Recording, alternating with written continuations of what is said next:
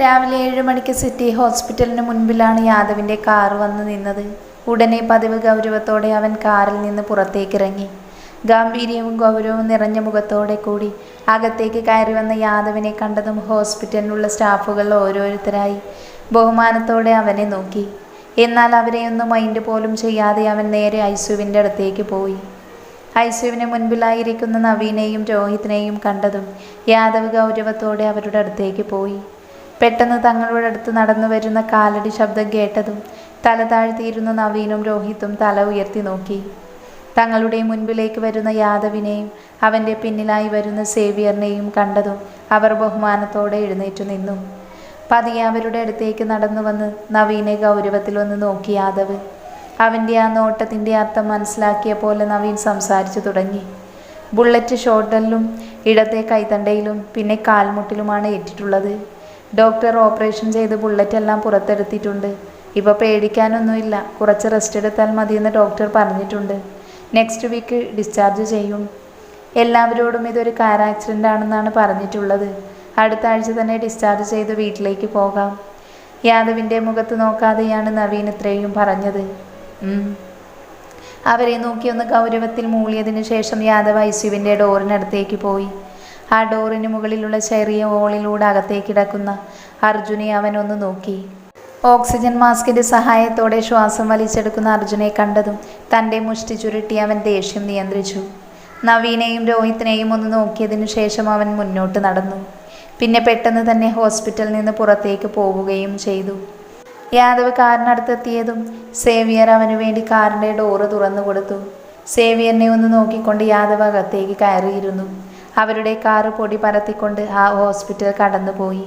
എന്നാൽ അപ്പോൾ സേവിയറിൻ്റെയും യാദവിൻ്റെയും ചുണ്ടിൽ ക്രൂരമായൊരു ചിരി ഉണ്ടായിരുന്നു. 4 ദിവസം കടന്നുപോയി. അന്ന് ഉമയുമായി പ്രശ്നമുണ്ടായി അന്ന് വീട് വിട്ട് പോയതാണ് ഉത്തമൻ. പിന്നെ ഉത്തമനെ ആരും കണ്ടിട്ടില്ല. അന്നത്തെ ദിവസത്തിനു ശേഷം മുഴുവൻ സമയവും ആമയ്ക്ക് കാവലിരിക്കുകയാണ് ഉമ. ഉത്തമനെ കാണാത്തതിൽ ഉമയ്ക്ക് നല്ല ഭയമുണ്ടെങ്കിലും ഇപ്പോൾ താനാണ് ആമയ്ക്ക് തുണയായി നിൽക്കേണ്ടത് എന്നറിയാവുന്നത് കൊണ്ട് അവർ തൻ്റെ സങ്കടങ്ങളെല്ലാം ഉള്ളിലൊതുക്കി. അന്നത്തെ സംഭവം തന്നെ മകളെ വല്ലാതെ തളർത്തിയിട്ടുണ്ടെന്ന് ഉമയ്ക്കറിയാം. അതുകൊണ്ട് തന്നെ അവൾ എന്തെങ്കിലും സാഹസം കാണിക്കുമോ എന്നവർ ഭയന്നിരുന്നു. അതുകൊണ്ട് ഒരു നിമിഷം പോലും ആമിയെ തനിച്ചാക്കാൻ അവർ മുതിർന്നില്ല. ഉമ്മയുടെ ഉറക്കം പോലും ആമിയുടെ ഒപ്പമായി. ഇടയ്ക്ക് അവൾ അച്ഛനെ തിരക്കിയപ്പോൾ ഉത്തമൻ പുറത്തു പോയെന്നും പറഞ്ഞ് ഉമ അവളെ സമാധാനിപ്പിച്ചു. തൻ്റെ കൂടെ തന്നെ നിൽക്കുന്ന അമ്മയെ കണ്ടതും അവൾക്കും വല്ലാത്ത സങ്കടം തോന്നി. അന്നത്തെ രാത്രിയും യാദവിൻ്റെ ഓർമ്മയും അവളെ അങ്ങേയറ്റം തളർത്തിയെങ്കിലും ഇതേ അവസ്ഥ താൻ മുന്നോട്ട് തുടർന്നാൽ അതെല്ലാവർക്കും സങ്കടമാവുമെന്ന് മനസ്സിലാക്കിയതും ആമി പതിയെ യാദവിനെയും അവൻ്റെ ഓർമ്മയെയും മറന്നു എന്ന് അഭിനയിക്കാൻ തുടങ്ങി. ഉമയുടെ മുൻപിൽ സന്തോഷം അഭിനയിക്കാൻ അവൾക്ക് കഴിഞ്ഞെങ്കിലും പരമാവധി തൻ്റെ സങ്കടവും ആരെയും അറിയിക്കാതിരിക്കാൻ അവൾ ശ്രമിച്ചു. പകലെല്ലാം ഒരുവിധം തള്ളി നീക്കിയെങ്കിലും രാത്രിയായിരുന്നു അമ്മയും മകളും തങ്ങളുടെ സങ്കടം ഇറക്കി വെച്ചത്. പകയുടെ പേരിൽ യാദവ് കെട്ടിയ താലി അവളെ പൊള്ളിക്കുന്നത് പോലെ തോന്നി അവൾക്ക്. അവൻ തൊട്ട് ശരീരത്തോട് അവൾക്ക് അറപ്പ് തോന്നി. അച്ഛൻ ചെയ്ത തെറ്റിന് ഒരു തെറ്റും ചെയ്യാത്ത തന്നെ ശിക്ഷിച്ച അവനോട് അവൾക്ക് തീർത്താൽ തീരാത്ത ദേഷ്യവും വെറുപ്പും തോന്നി. അതിനുവേണ്ടി പവിത്രമായ താലി കളങ്കപ്പെടുത്തിയതിൽ അവൾക്ക് വേദന തോന്നി. ആ വേദന കണ്ണീരായി അവളുടെ തലയിണയിൽ പതിച്ചുകൊണ്ടിരുന്നു. എന്നാൽ മറുതലക്കിൽ ഉമയുടെ അവസ്ഥയും ദയനീയമായിരുന്നു. സ്വന്തം ഭർത്താവ് ചെയ്ത തെറ്റിന് ശിക്ഷ അനുഭവിക്കുന്നത് തൻ്റെ മകൾ. അവളുടെ ജീവിതം പോലും അയാളുടെ പകയുടെ പേരിൽ തകർത്തു കളഞ്ഞു. ഒരമ്മ എന്ന നിലയിൽ ഒരു സ്ത്രീക്കും സഹിക്കാൻ കഴിയാത്ത കാഴ്ചയാണ് അന്ന് കാണേണ്ടി വന്നത്. അതിൻ്റെ ദേഷ്യത്തിലാണ് ഉത്തമനോട് അതൊക്കെ പറഞ്ഞത്. തൻ്റെ ദേഷ്യവും സങ്കടവും കൊണ്ട് പറഞ്ഞതാണ്. അത് കേട്ട് തന്നെയും മകളെയും ഇവിടെ തനിച്ചാക്കി പോയ ഉത്തമനെ ഓർക്കെ ഉമയ്ക്ക് സങ്കടം സഹിക്കാൻ കഴിയാതെയായി. എങ്കിലും എങ്ങനെ തോന്നി അദ്ദേഹത്തിന് ഈ അവസ്ഥയിൽ തങ്ങളെ തനിച്ചാക്കാൻ? ഉമ വിതുമ്പലോടെ ഓർത്തു. ആരുമില്ലാത്ത ആ പഴയ ഗോഡൗണിൽ തലകീഴായി തൂങ്ങുകയാണ് രത്നവേൽ ഗൗഡ. ഇന്നേക്ക് 4 ദിവസമായി അയാൾ ഇങ്ങനെ തൂങ്ങാൻ തുടങ്ങിയിട്ട്. മുഖവും ശരീരവും എല്ലാം മുറിഞ്ഞു പൊട്ടി രക്തമൊലിക്കുന്നുണ്ട്. പച്ചവെള്ളം പോലുമില്ലാതെ കഴിക്കാൻ ഭക്ഷണവുമില്ലാതെ അയാളാകെ ക്ഷീണിച്ചിരുന്നു. ബോധം മറഞ്ഞു കിടക്കുന്ന അയാളുടെ മുഖത്തേക്ക് ഒരു കപ്പ് വെള്ളം വന്ന് പതിച്ചു. ക്ഷീണത്തോടെ അയാൾ തൻ്റെ കണ്ണു വലിച്ചു തുറന്നതും മുന്നിൽ കാണുന്നൊരു പുച്ഛത്തോടെ തന്നെ നോക്കി ചിരിക്കുന്ന സേവിയറിനെയാണ്. എന്നാൽ സേവിയറിൻ്റെ പുറകിൽ നിൽക്കുന്ന ആളെ കണ്ടതും ഗൗഡയുടെ തൊണ്ട വറ്റി വരണ്ടു. യാദവ് ആഗ്നേയ്, കാളിയാർ മഠത്തിൽ യാദവ് ആഗ്നേയ്. ഗൗഡയുടെ ഉള്ളിൽ ഭയം കുമിഞ്ഞുകൂടി. നെറ്റിയിൽ വിയർപ്പ് പൊടിഞ്ഞു. എന്നാൽ ഗൗഡയെ നോക്കി ഒന്ന് ക്രൂരമായി ചിരിച്ചിരുന്നു യാദവ്.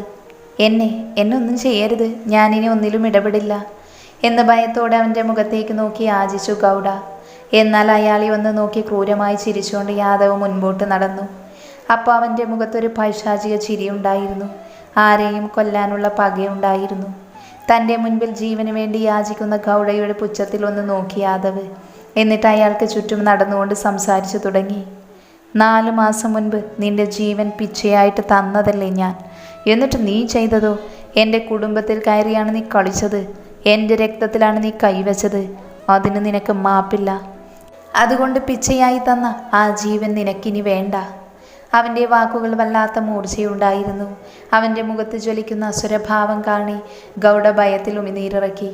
എന്നാൽ അയാളെ നോക്കി അത് പറഞ്ഞുകൊണ്ട് യാദവ് സേവ്യൻ്റെ അടുത്തേക്ക് നടന്നു. തൻ്റെ അടുത്തേക്ക് നടന്നു വരുന്ന യാദവിനെ കണ്ടതും സേവ്യർ അവൻ്റെ കയ്യിലുണ്ടായിരുന്ന ഇരുമ്പിൻ്റെ ഒരു വടി യാദവിൻ്റെ കയ്യിലേക്ക് കൊടുത്തു. സേവ്യറിൻ്റെ കയ്യിൽ നിന്നും അത് വാങ്ങി ഗൗഡയുടെ നോക്കി ക്രൂരമായി ഒന്ന് ചിരിച്ചിരുന്നു യാദവ്. വേണ്ട, ഞാനിനി ഒന്നിലും ഇടപെടില്ല. പ്ലീസ് എന്നെ കൊല്ലരുത്. ഞാൻ ഭയം കൊണ്ട് ഗൗഡയ്ക്ക് തൻ്റെ വാക്കുകൾ പൂർത്തിയാക്കാൻ കഴിയുന്നില്ലായിരുന്നു. ഭയം അയാളെ അത്രത്തോളം തളർത്തിയിരുന്നു. ആദ്യമായും അവസാനമായും നിനക്കൊരു വാണിംഗ് ഇതിനു മുൻപ് തന്നതാ ഞാൻ. അന്ന് നീ അത് ചെവി കൊണ്ടില്ല. എൻ്റെ കുടുംബത്തിൽ കയറി കളിച്ചു. അത് ഞാൻ ക്ഷമിക്കില്ല ഗൗഡ. എൻ്റെ ഡിക്ഷണറിയിൽ രണ്ടാമതൊരു അവസരം ആർക്കുമില്ല ഗൗഡ. അത് പറയുന്നതിനോടൊപ്പം തന്നെ ആ ഇരുമ്പ് വടി ശക്തിയിൽ ഗൗഡയുടെ തലയിൽ വന്നടിച്ചിരുന്നു. ഗൗഡയുടെ ശബ്ദം അവിടെ ആകെ പ്രതിധ്വനിച്ചതും വീണ്ടും വീണ്ടും യാദവ് അയാളെ അടിച്ചുകൊണ്ടിരുന്നു. അവസാനം രക്തം വാർന്ന അയാളുടെ മൃദുശരീരം തലകീഴായി തൂങ്ങിക്കിടക്കുന്നുണ്ടായിരുന്നു. അത് നോക്കി പുച്ഛത്തിൽ യാദവ് പറഞ്ഞു, എൻ്റെ കൂടെ ഉള്ളവന്മാരെ ശിക്ഷിക്കാനും രക്ഷിക്കാനും ഞാൻ മാത്രം മതി. ഞാൻ മാത്രം. അതിന് മറ്റാരെയും ഞാൻ അനുവദിക്കില്ല. ആരെയും. പുച്ഛത്തോടെ ഗൗഡയുടെ ബോഡിയിലേക്ക് നോക്കിയതിനു ശേഷം യാദവ് അവിടെ നിന്നും പുറത്തേക്ക് പോയി. പുറകെ സേവ്യറും. യാദവ് പോയിട്ടിപ്പോൾ ഒരാഴ്ച കഴിഞ്ഞു. അന്നത്തെ സംഭവത്തിന് ശേഷം പിന്നെ ഉത്തമനെ ആരും കണ്ടിട്ടില്ല. ആദ്യം മാമിയോടൊന്നും പറഞ്ഞില്ല എങ്കിലും പിന്നീടെല്ലാം പറയേണ്ടി വന്നു. ദിവസങ്ങൾ കൊഴിഞ്ഞു പോകുന്നതിനനുസരിച്ച് അവരിൽ ഭയത്തിൻ്റെ അളവ് കൂടിക്കൊണ്ടിരുന്നു. അതിനനുസരിച്ച് മാനസികമായി അമ്മയും മകളും ആകെ തളർന്നു പോയി. ആമി ആ മുറിയിൽ തന്നെ ഒതുങ്ങിക്കൂടി. ഒരു ദിവസവും അടുക്കളയിൽ തിരക്കിട്ട് ജോലി ചെയ്യുമ്പോഴാണ് ഹാളിലിരിക്കുന്ന ലാൻഡ് ഫോൺ റിങ് ചെയ്യുന്നത്. അതിൻ്റെ ശബ്ദം കേട്ട് ജോലി അവിടെ നിർത്തിയുമോ ഫോൺ എടുത്തു. ഫോണിൽ നിന്ന് കേട്ട വാർത്ത അവരുടെ ശ്വാസം നിലക്കാൻ കെൽപ്പുള്ളതായിരുന്നു. അറിയാതെ ആ ഫോൺ അവരുടെ കയ്യിൽ നിന്നും നിലത്തേക്ക് വീണു. ഉത്തമേട്ട എന്ന് നിലവിളിച്ചുകൊണ്ട് അവർ പൊട്ടിക്കരഞ്ഞു. ഉമയുടെ നിലവിളിയ കേട്ടാണ് ആമി താഴേക്ക് വരുന്നത്. നിലത്തിരുന്ന് കരയുന്ന തൻ്റെ അമ്മയെ കണ്ടതും അവൾ അവരെ എഴുന്നേൽപ്പിച്ചു നിർത്തി. അമ്മ, എന്താ പറ്റിയത്? ടെൻഷനോടെ ഉമയോടത് തിരക്കുമ്പോൾ തൻ്റെ അച്ഛൻ എന്താണ് പറ്റിയത് എന്നറിയാൻ ആമിയും ആകാംക്ഷയേറിയിരുന്നു. ഉത്തമേട്ടൻ ഹോസ്പിറ്റലാണെന്ന്. അത് കേട്ടതും ആമി ഉടനെ എഴുന്നേറ്റു. എന്നിട്ടിപ്പോൾ കോള് വന്ന നമ്പറിലേക്ക് തിരിച്ചു വിളിച്ചു. സീരിയസ് ആണ്, ഉടനെ അവിടെ എത്തണമെന്ന് മാത്രമേ അവർ പറഞ്ഞിരുന്നുള്ളൂ. പെട്ടെന്ന് ഉമയെയും കൂട്ടി ആമിയും വീടും പൂട്ടി അവിടെ നിന്നും ഇറങ്ങി. ഉമയും ആമിയും വല്ലാത്ത സങ്കടത്തിലായിരുന്നു.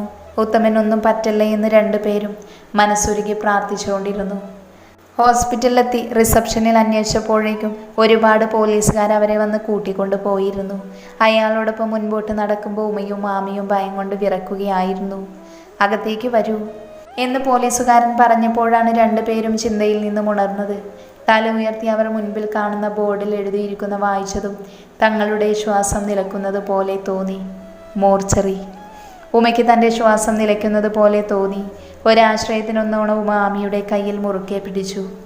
സർ. വിറയലോടെ ആമി ആ കോൺസ്റ്റബിളിനെ വിളിക്കുമ്പോൾ അയാളും അവരെ നിസ്സഹായതയോടെ നോക്കി. പേടിക്കേണ്ട, കുട്ടിയുടെ അച്ഛനാണെന്ന് ഉറപ്പില്ല. ഒരു സംശയമുണ്ട്. നിങ്ങളൊന്ന് നോക്കി ഉറപ്പുവരുത്തണമെന്ന് മാത്രം. വെറുതെയാണെങ്കിലും അവരുടെ സങ്കടത്തിനൊരു കുഞ്ഞാശ്വാസമായിക്കോട്ടെ എന്ന് കരുതിയാണ് പോലീസുകാരൻ അങ്ങനെ പറഞ്ഞത്. എന്നാൽ ആ പൊള്ളിയായ വാക്കുകൾ വിശ്വസിച്ചുകൊണ്ട് ആമി ഉമയുടെ കൈപ്പിടിച്ച് അകത്തേക്ക് കയറി. മോർച്ചറിയുടെ അകത്തേക്ക് കയറുമ്പോൾ ഒരുപാട് ശവങ്ങൾ തുണി കൊണ്ട് മൂടി തങ്ങൾക്ക് ചുറ്റും നിൽക്കുന്നത് അവർ കാണുന്നുണ്ടായിരുന്നു. പോലീസുകാരൻ അവരെയും കൂട്ടി അതിലൊരു ബോഡിയുടെ അടുത്തേക്ക് പോയി. പതിയെ ആ ബോഡിയിൽ നിന്ന് വെള്ളത്തുണി അടർത്തി മാറ്റിയതും തങ്ങളുടെ മുൻപിൽ നിശ്ചലമായി കിടക്കുന്ന ആ മൃദു ശരീരം ഉത്തമൻ്റേതാണെന്ന് അവർ ഉറപ്പിച്ചു. അതിന് തെളിവെന്നോണം ആമിയുടെ കണ്ണിൽ നിന്ന് നിർത്താതെ കണ്ണുനീർ ഒലിച്ചിറങ്ങിക്കൊണ്ടിരുന്നു. ഉത്തമേട്ട എന്നലർച്ചയോടെ ഉത്തമൻ്റെ ശരീരത്തെ പൊതിഞ്ഞു പിടിച്ചു. അപ്പോഴും ആമി ആകെ തറഞ്ഞിരിക്കുകയായിരുന്നു. അറിഞ്ഞതിൽ വെച്ച് ആത്മഹത്യയാണ്. ബോഡിയുടെ കൂടെ ഒരു കുറിപ്പും കിട്ടിയിരുന്നു. ഉമ ആകെ തളർന്നിരിക്കുവാണ്. തൻ്റെ വാക്കുകളാണ് അദ്ദേഹത്തെ കൊണ്ട് ഇങ്ങനെ ഒരു തീരുമാനം എടുപ്പിച്ചത് എന്ന് അവർക്കറിയാമായിരുന്നു. ഉമയുടെ ഉള്ളം വിങ്ങി. പതിയെ ബോധം മറഞ്ഞ് ഉമ താഴേക്ക് പതിച്ചതും അവരെ താങ്ങി നിർത്താൻ ആമിയുടെ കൈകൾ ഉണ്ടായിരുന്നു. ഉമയെ അദ്ദേഹം ഹോസ്പിറ്റൽ തന്നെ മറ്റൊരു മുറിയിൽ കിടത്തി. ആമിയാകെ വല്ലാത്തൊരവസ്ഥയിലായിരുന്നു. മാനസികമായി ആകെ തകർന്നു. എങ്കിലും ഇപ്പം താൻ കൂടി തകർന്നാൽ ഉമ വീണു പോകുമെന്ന് അവൾക്കുറപ്പായിരുന്നു. മനസ്സിലെ ധൈര്യം പിടിച്ചു നിർത്തി അവൾ തന്നെ ഓരോ കാര്യത്തിനും ഓടി നടന്നു. ഹോസ്പിറ്റലിലെ ഫോർമാലിറ്റീസൊക്കെ തീർത്ത് അവർ പുറപ്പെട്ടു. പെട്ടെന്ന് ആംബുലൻസ് വിളിച്ച് ബോഡി അതിലേക്ക് കയറ്റി. അപ്പോഴും ഉമയും ആമിയും കരയുകയാണ്. ബോഡി അവരുടെ വീട്ടിലെത്തിച്ചത് നാട്ടുകാരും ബന്ധുക്കളും വന്നു കൂടി. 2 പ്രാവശ്യം വിവാഹ പന്തലിൽ വെച്ച് മകളുടെ വിവാഹം മുടങ്ങിയതിൻ്റെ ദുഃഖത്തിലാണ് ഉത്തമൻ ആത്മഹത്യ ചെയ്തത് എന്ന് എല്ലാവരും വിശ്വസിച്ചു. ചിത കത്തിക്കാൻ ആളില്ലാത്തത് കൊണ്ട് തന്നെ ഉത്തമൻ്റെ ശരീരം അടക്കുകയാണ് ചെയ്തത്. 2 ദിവസം കഴിഞ്ഞതും ആളും ആരവും ഒഴിഞ്ഞ് വീട് ശാന്തമായി. അപ്പോഴും ആ പഴയ വീടിൻ്റെ ഒരു മുറിയിൽ ആ അമ്മയും മകളും കരഞ്ഞു തളർന്നിരിക്കുവാണ്. ആമിയുടെ ജാതകദോഷം കൊണ്ടാണ് ആദ്യത്തെ വിവാഹം മുടങ്ങിയത് എന്ന് തുടങ്ങി ഉത്തമനെ ആത്മഹത്യ ചെയ്തത് പോലും ആമിയുടെ ജാതകദോഷം കൊണ്ടാണ് എന്ന് നാട് മുഴുവൻ പറഞ്ഞു തുടങ്ങിയിട്ടുണ്ട്. ബിസിനസ് മീറ്റിങ്ങിന് വേണ്ടി മുംബൈയിൽ വരെ പോയതാണ് യാദവ്. അല്ലെങ്കിലും അവന് ബിസിനസ് കഴിഞ്ഞേ മറ്റെന്തുമുള്ളൂ. മീറ്റിംഗ് കഴിഞ്ഞ് പുറത്തേക്ക് ഇറങ്ങിയതും അവൻ്റെ PA ആയ സണ്ണി അവൻ്റെ ഫോൺ കയ്യിലേക്ക് കൊടുത്തു. അത് വാങ്ങി നോക്കിയതും കാണുന്നത് സേവിയറിൻ്റെ 3 മിഡ്സ് കോളാണ്. യാദവ് വേഗം സേവിയറിൻ്റെ നമ്പറിൽ ഡയൽ ചെയ്ത് ചെവിയോട് ചേർത്ത് വെച്ചു. അവന് ഹലോ പറയുന്നതിന് മുൻപ് തന്നെ ടെൻഷനോടെയുള്ള സേവിയറിൻ്റെ ശബ്ദം ചെവിയിലേക്ക് പതിച്ചിരുന്നു. സർ, ഉത്തമൻ സൂയിസൈഡ് ചെയ്തു. ഇന്ന് കാലത്ത് ബോഡി കിട്ടിയത്. ഇപ്പോൾ വീട്ടിലേക്ക് കൊണ്ടുപോയിട്ടുണ്ട്. സേവിയർ അവിടെ തന്നെ ഉണ്ടാവണം. അപ്ഡേറ്റ് എനിക്ക് കിട്ടിക്കൊണ്ടിരിക്കണം. Okay sir. സേവിയർ ഫോൺ വെച്ചതും യാദവ് പോയത് അവന് വേണ്ടി ഏർപ്പാട് ചെയ്തിട്ടുള്ള ഫ്ലാറ്റിലേക്കാണ്. സാധാരണ അടിക്കടി ബിസിനസ് മീറ്റിങ്ങിന് വരുമ്പോൾ തങ്ങാൻ വേണ്ടി റെഡിയാക്കിയതാണ് ആ ഫ്ലാറ്റ്. വലിയ ഒരുപാട് ലക്ഷറി ഫ്ലാറ്റാണ് യാദവിൻ്റേത്. സാധാരണ അവനോടൊപ്പം സേവിയറും ഉണ്ടാകാറുണ്ട്. എന്നാൽ ഇപ്രാവശ്യം അവന് പോകാൻ സാധിച്ചില്ല. തൻ്റെ മുറിയിലെ മിനി ബാറിനുള്ള ലക്ഷറി ബോട്ടിൽ കളക്ഷനിൽ നിന്ന് തൻ്റെ ഫേവറേറ്റ് ബോട്ടിൽ അവൻ പുറത്തെടുത്തു. അത് പൊട്ടിച്ച് ചുണ്ടോട് ചേർക്കുമ്പോൾ മനസ്സ് മുഴുവൻ അയാളായിരുന്നു ഉത്തമൻ. അയാളുടെ തകർച്ച മാത്രം സ്വപ്നം കണ്ട് കഴിച്ചു കൂട്ടിയ വർഷങ്ങൾ. കഴിഞ്ഞ 10 വർഷമായി അയാൾക്ക് പിറകെ താനുണ്ട്. തൻ്റെ അച്ഛൻ മരിച്ചതുപോലെ ഉത്തമനും ചങ്കുപൊട്ടി മരിക്കണമെങ്കിൽ അയാളുടെ കുടുംബത്തെ കയറി കളിക്കണം എന്ന് യാദവിനറിയാം. അതുകൊണ്ടാണ് ആമിക്ക് വേണ്ടി അവൻ വല വിരിച്ചത്. പക്ഷേ ഇത്ര പെട്ടെന്ന് ഉത്തമൻ തോൽവി സമ്മതിക്കുമെന്ന് അവനും കരുതിയില്ല. ആമിയെ ബലമായി കാളിയാർ മഠത്തിലേക്ക് കൊണ്ടുപോയി ഇനിയുള്ള കാലം അവിടെ ഇട്ട് നരകിപ്പിക്കുക. അത് കണ്ട് ഓരോ നിമിഷവും നീറി അയാൾ മരിക്കണം എന്നുള്ളതായിരുന്നു അവൻ്റെ ഉദ്ദേശം. എന്നാൽ അപ്പോഴേക്കും എല്ലാം ഇങ്ങനെയായി. എന്തായാലും ഉത്തമൻ താൻ ആഗ്രഹിച്ചതുപോലെ അത്യധികം വേദന അനുഭവിച്ച് തന്നെയാണ് മരിച്ചത്. ഒരു പിതാവ് എന്ന നിലയിൽ അനുഭവിക്കാവുന്നതിൻ്റെ അങ്ങേയറ്റം അനുഭവിച്ചാണ് അയാൾ മരിച്ചത്. എന്നാൽ അപ്പോഴും അവൻ്റെ മനസ്സിൽ മിഴിവോടെ ഒരുവളുടെ മുഖം തെളിഞ്ഞു വന്നു. തൻ്റെ താലി ഏറ്റുവാങ്ങിയപ്പോൾ തകർന്നു പോയവളുടെ, തൻ്റെ മാനം കവരുന്നതിന് മുൻപ് പൊട്ടിക്കരഞ്ഞവളുടെ, തൻ്റെ പക ഏറ്റുവാങ്ങി തനിക്ക് കീഴിൽ എരിഞ്ഞടങ്ങിയവളുടെ മുഖം. കാളിയാർ മഠത്തിൽ യാദവ് ആജ്ഞയുടെ താലിയുടെ അവകാശിയുടെ ചിത്രം, ആമിയുടെ.